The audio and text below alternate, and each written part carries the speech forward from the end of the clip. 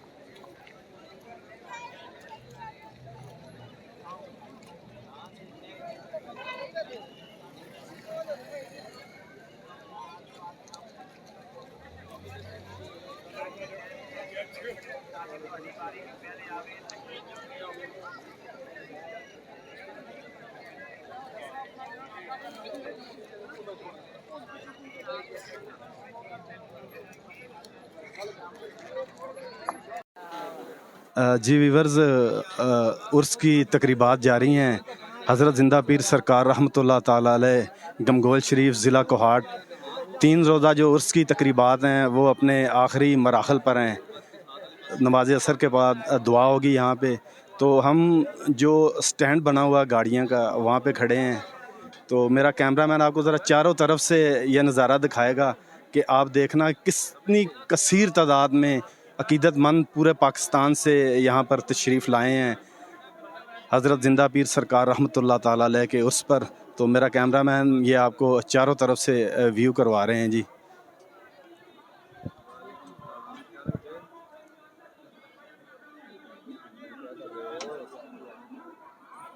ये आप देखें ज़रा, ये चारों तरफ से आपको व्यू हो रहा है।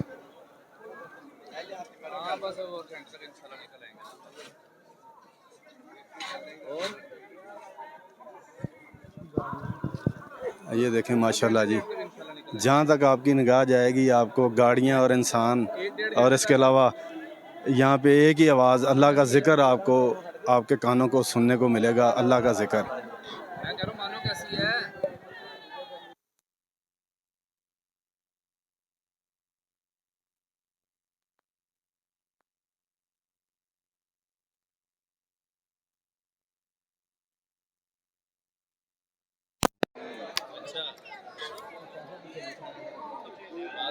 मेरा साफा के को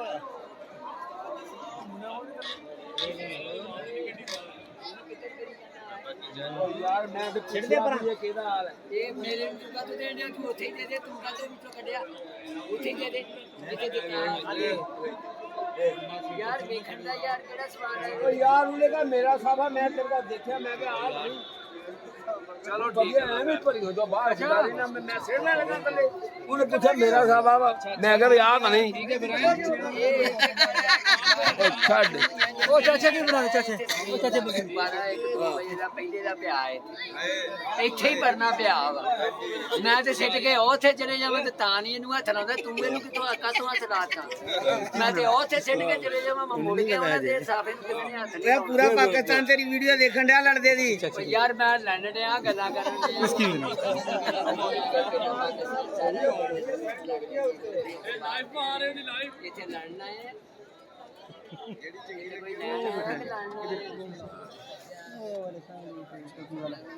ये पक्के मरीज हैं इधर हो बना लेने इधर हो इधर हो इधर हो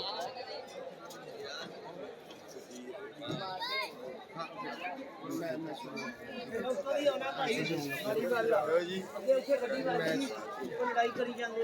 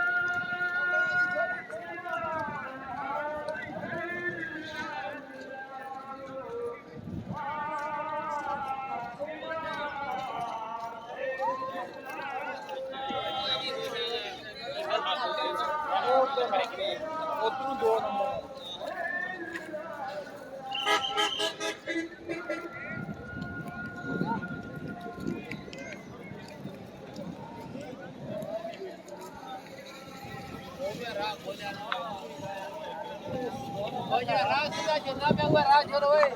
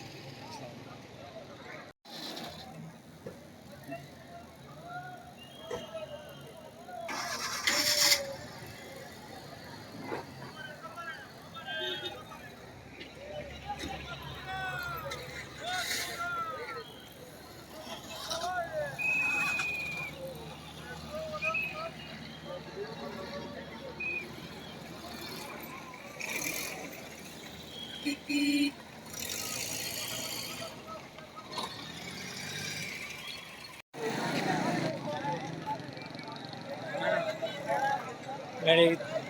تصویر فیس بک پہ چڑھائی ہے.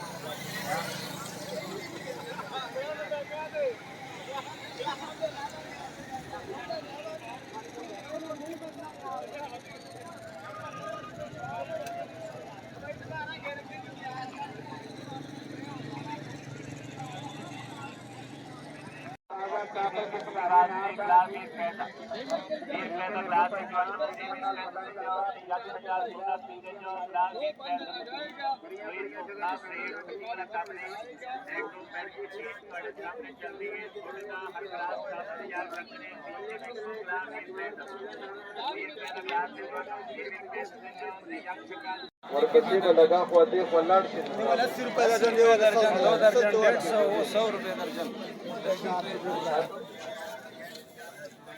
پسند کرو.